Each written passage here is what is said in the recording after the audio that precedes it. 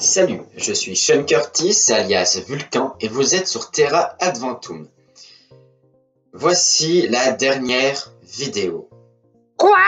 Mais non, la dernière vidéo de la chaîne! Non, la dernière et quatrième vidéo des navires célèbres. On va attaquer les bateaux réels ou fictifs du 20e et 21e siècle. Allez, à l'abordage! À l'abordage! Générique!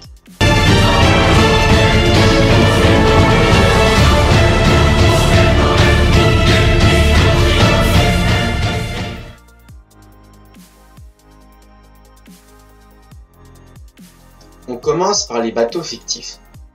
Le Passeur d'Aurore est issu du roman L'Odyssée du Passeur d'Aurore, le tome 5 de Le Monde de Narnia écrit par C.S. Lewis en 1952 et adapté au cinéma en 2010. Il s'agit du plus grand navire de Narnia sous le règne de Caspien X. D'ailleurs, c'est aussi lui qui le commande. Caspien X est à la recherche des 7 seigneurs perdus lors de l'exploration du grand océan oriental. En chemin, le navire embarque Lucie, Edmund et Eustache, des humains de notre monde qui, pour les 2 premiers, ont déjà été à Narnia. Ils vont aider le roi Caspien X dans sa quête. La licorne est un 3-mâts qui apparaît dans les albums Le Secret de la licorne et Le Trésor de Rackham le Rouge, 2 albums de bande dessinée issus des aventures de Tintin de Hergé. Son nom vient de sa figure de proue qui représente une licorne. Hergé s'est inspiré du navire Brillant. Brillant? Oui, c'est le nom du navire réel qui a été lancé en 1690, dont l'auteur s'est inspiré. La licorne fait partie de la flotte de Louis XIV et est commandée par François de Haddock, ancêtre du capitaine Haddock. Elle fait le voyage anti-Europe, mais en 1698, elle est attaquée et prise par des pirates qui ont pour chef Rackham le Rouge. Haddock s'en sort et fait exploser son navire, entraînant le trésor de Rackham le Rouge au fond de l'eau. Trésor que Tintin et le capitaine Haddock recherchent à bord du Sirius. Les bateaux sont omniprésents dans les aventures de Tintin. On peut aussi citer le Carabou-de-Jean, le bateau du capitaine Haddock, que l'on découvre dans le Crabe aux Panses d'Or, l'Aurore et le Péri dans l'Étoile mystérieuse, le Pachacamac dans les 7 boules de cristal et le Temple du Soleil, ou encore le Ramona dans Coq en stock. Le Black Pearl est un bateau présent dans la franchise de films Pirates des Caraïbes, qui commence en 2003 avec Pirates des Caraïbes, la malédiction du Black Pearl. Anciennement appelé le Wicked Wench, le Black Pearl est commandé par le pirate Jack Sparrow, interprété par Johnny Depp dans les films. Il est le navire le plus rapide des Caraïbes et est connu pour la malédiction qui pèse sur lui depuis la mutinerie du second Hector Barbossa. En apparence, c'est un galion aux voiles noires. Il possède 32 canons et son pavillon représente un crâne sur 2 sabres. Dans Pirates des Caraïbes, on peut aussi voir les bateaux l'Interceptor, présent dans le premier film, commandé par Jack Sparrow pour prendre en chasse le Black Pearl, ou encore le Hollandais Volant et le Queen Anne Revenge. Pour plus d'infos sur ces bateaux, on en parle dans d'autres vidéos sur les navires célèbres. Le Titanic est un paquebot britannique lancé en 1912 appartenant à la classe Olympique. Comme l'Olympique et le Britannique, il s'agit vraisemblablement du paquebot le plus luxueux de l'époque. Il mesurait 269 mètres de long. Bien sûr, le Titanic est connu pour son naufrage la nuit du 14 au 15 avril 1912. Alors, sous le commandement du capitaine Edward Smith, le navire sombre après avoir percuté un iceberg au large de Terre-Neuve. Le naufrage du navire, dit insubmersible, provoqua la mort de 1500 personnes, pour 700 rescapés. L'épave a été découverte en 1985 par Robert Ballard et le film Titanic de James Cameron est sorti en 1997. D'autres paquebots sont célèbres. On peut citer le Queen Mary, un transatlantique britannique lancé en 1934 avec une longueur de 310 mètres. Aujourd'hui, on peut toujours aller dessus car il a été converti en hôtel-restaurant en Californie. Le Normandie, un transatlantique français lancé en 1932 de 313 mètres de long. Il chavire en 1942 à New York à la suite d'un incendie et est complètement démoli en 1946. Le France était lui aussi un transatlantique français surnommé le petit frère de le Normandie, avec quand même une longueur de 315 mètres. Il a été lancé en 1960 et il a été détruit en 2009 en Inde. Au début du XXe siècle, les hommes se font la course au pôle sud. Et pour arriver là-bas, il faut bien sûr un bateau. En voici 3.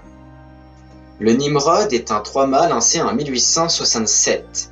Il participe à l'expédition Nimrod, menée par Ernest Shackleton en 1907. L'expédition n'atteint pas le pôle sud comme voulu, mais cela reste un succès. Ils ont atteint le record de l'époque, c'est-à-dire 180 km du pôle sud, et surtout le plus long voyage polaire en Antarctique, jamais effectué à cette date. Ernest Shackleton commandera aussi l'Endurance lors de l'expédition Endurance. Lancé en 1912, il fait naufrage en Antarctique en 1915, laissant sur place 28 naufragés qui survécurent 22 mois au froid et à la nourriture limitée.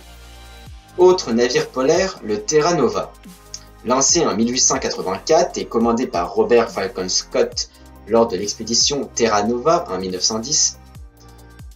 En 1912, Scott et 4 de ses hommes atteignent le pôle sud, mais il a été devancé de quelques jours par Roald Amundsen. Les 5 hommes, lors du chemin du retour, ne survivent pas à la vie extrême de l'Antarctique. Tiens, un exploratologie sur l'expédition Terra Nova serait intéressant, je trouve, n'est-ce pas? Le navire, lui, fait naufrage en 1943 au large du Groenland. Le Potemkin est un cuirassé de la marine impériale russe lancé en 1905.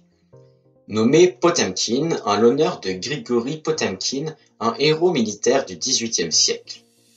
Ce navire est connu pour la mutinerie qui a eu lieu lors de la Révolution russe de 1905. Les marins s'emparent du bateau et se rendent en Roumanie, mais ils sont renvoyés en Russie par les autorités roumaines. Il était long de 115 mètres et a été détruit en 1919 à Sébastopol. Cette histoire est passée à la postérité grâce au film de Sergei Eisenstein, Le cuirassé Potemkin de 1925. Le Bismarck est un cuirassé de la Kriegsmarine, la marine de guerre de l'Allemagne nazie. Il appartient à la classe Bismarck comme le Tirpitz. Il est nommé d'après l'ancien chancelier allemand Otto von Bismarck. Avec ses 251 mètres de longueur, il était le plus grand navire de guerre allemand. Il a été lancé en 1939 et participa à l'opération Rheinübung lors de la Seconde Guerre mondiale, qui consistait à perturber les convois alliés vers le Royaume-Uni, alors sous le commandement de Ernst Lindemann. Lors de la bataille du Danemark, il coula le cuirassé britannique Hood et força le HMS Prince of Wales de se retirer. Mais la victoire ne fut que de courte durée, car il fut touché en 1941 et sabordé par son équipage. Autre cuirassé, cette fois-ci japonais, le Yamato.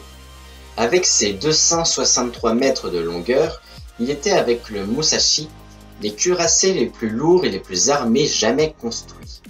Il a été nommé d'après la province japonaise de Yamato et a été lancé en 1940, dans le but de rivaliser avec les cuirassés américains présents dans le Pacifique lors de la Seconde Guerre mondiale.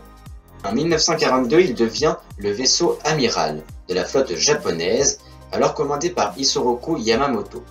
Pendant la bataille de Midway, par exemple, grosse défaite japonaise. Le Musashi devant le vaisseau amiral à sa place. Le Yamato est toujours présent, mais il n'aura l'occasion de tirer ses canons seulement lors de la bataille du golfe de Leyte, encore un échec japonais. Il est coulé par les Américains en 1945 alors que le Yamato avait reçu l'ordre de s'échouer volontairement. Le Charles de Gaulle est un porte-avions de la Marine nationale française. Nommé en l'honneur de Charles de Gaulle. Pas besoin de le présenter, je passe. Il est le premier et le seul navire militaire à propulsion nucléaire d'Europe occidentale. Il a été commandé en 1986, lancé en 1994 et mis en service en 2001 pour remplacer le porte-avions Clemenceau. Il possède une longueur de 261 mètres, contient 1910 membres d'équipage et 40 aéronefs, principalement des Rafales. Il est toujours en service. Et voilà, c'est la fin de cette vidéo et de la série Free Bateau Célèbre. J'espère qu'elle vous aura plu. Si c'est le cas, n'oubliez pas d'aimer cette vidéo, de la partager et surtout, abonnez-vous, abonnez-vous, abonnez-vous. Tu peux même commenter si tu veux pour dire ce que tu as pensé de cette série. Allez, je vous laisse. À l'abordage.